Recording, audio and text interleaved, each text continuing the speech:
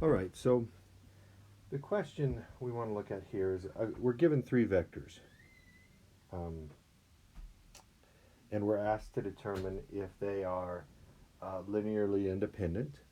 And so I've gone ahead and put those vectors in as the columns of a matrix. Okay, now the interesting thing is these vectors are in R4, right? They have four components, but there are only three of them. So it feels kind of awkward to have this kind of a setup, but the idea is still the same. You take the vectors, put them in the columns of your matrix, and then you want to put this in row reduced echelon form, which means you use this one as your first leading term and you zero everything out below it. And then you're going to go over and find your next, you're going to go down a row at least, and then over and find your next leading term that's non-zero, and zero everything out below it, and then move everything above. So let me just demonstrate that real quick. Again, it's the same thing we've always been doing, but it feels just slightly different because the size here. All right, so here's what we're going to do. We're going to take negative 3 times row 1, add that to row 2, and replace row 2. So I'll do this one first on camera, and then let's try that again. I'll do this first one on camera here, maybe. Negative 9, negative 9, negative 12, 9, 0, 7. And so we get 0, negative 9, negative 5 as our new row 2. Now I'm not going to replace that right yet because I can do a few more eliminations. I can eliminate these two things before I have to rewrite my matrix, just trying to save some paper. So I'm going to put it on pause and do those next two eliminations. All right, so actually there's just one more elimination because, as you probably already noticed, we already have a 0 right there. So we don't have to eliminate that. We just need to eliminate that 5, and so we're going to use row 1 and row 4 and eliminate that 5, and you get this right here. And notice everything's divisible by negative 4 and multiplied by negative 1/4, just to make our lives a little easier. So we're ready now to write down our first equivalent matrix here, like this. So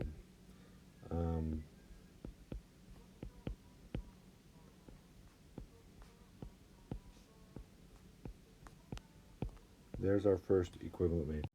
So we just eliminated those zeros below that leading term. Okay, so now we go down and in to try to find our next leading term. So it's going to be this negative 9.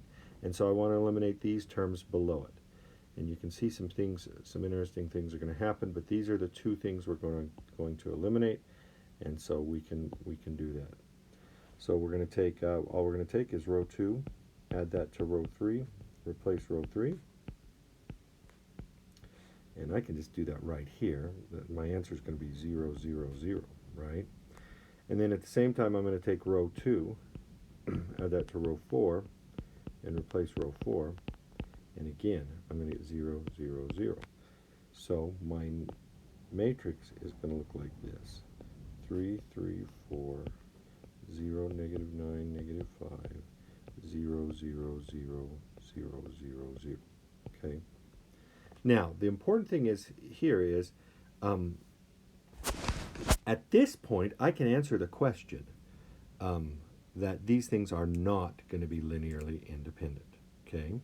I can answer it without a doubt because I know that even though I've still got one more elimination to do to get this in RREF form, this is not going to be the identity matrix. So these are definitely going to be dependent matrix or vectors. Okay. Now that being said, we'll finish this out because the next part of it asks us to write one as a linear combination of the other two. So we got to keep going. But as far as determining independence, we know they're dependent. That being said, we actually could have said before we even started any of this elimination that these are going to be dependent, because just imagine, remember, in order for the matrix or for the vectors to be independent, the matrix that you create from them needs to be reducible to the identity matrix. Well, this is not a square matrix, right? So there's no way it's going to be reducible to the identity matrix. So before we even do any work, we know that they are going to be dependent, right? We're in R4, right? 4 components, but we only have 3 vectors. We don't have enough vectors. They're always going to be, they're going to be dependent, right? So the second part of the question says to find a non-trivial linear combination of them that's equal to the 0 vector. Okay? So in other words, I need to find the solutions to this system, right? I need to reduce this further. And so let's continue this.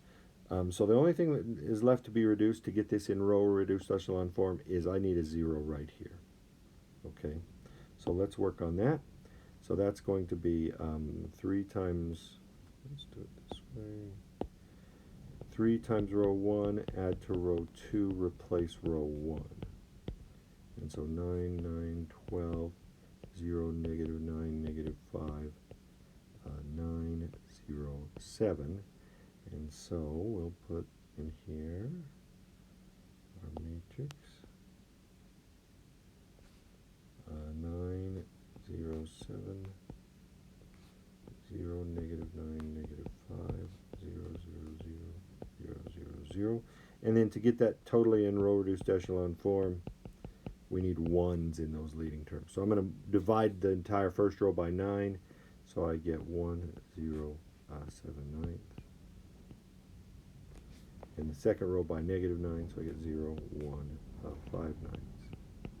And then some zeros there. Okay?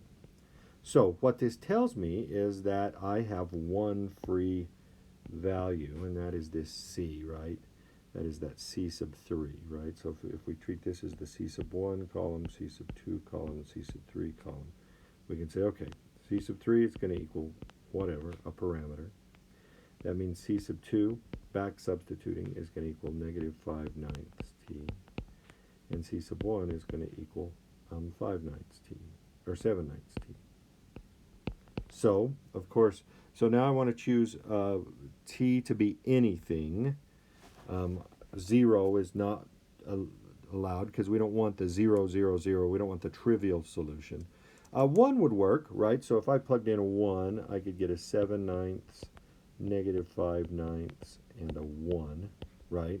So what that means is 7 ninths times the first vector minus 5 ninths times the second vector plus 1 times the third vector equals 0. It might also be useful to let t equal 9, right? If we wanted to make things a little nicer. So that gives us the solution 7, negative 5, and 9. So that means 7 V1 minus 5 V2 plus 9 V3 equals 0. Okay, so that's how we complete that problem. By the way, that was problem, sorry to mention this very last, this is problem 23 in 2.5, or in 4.4.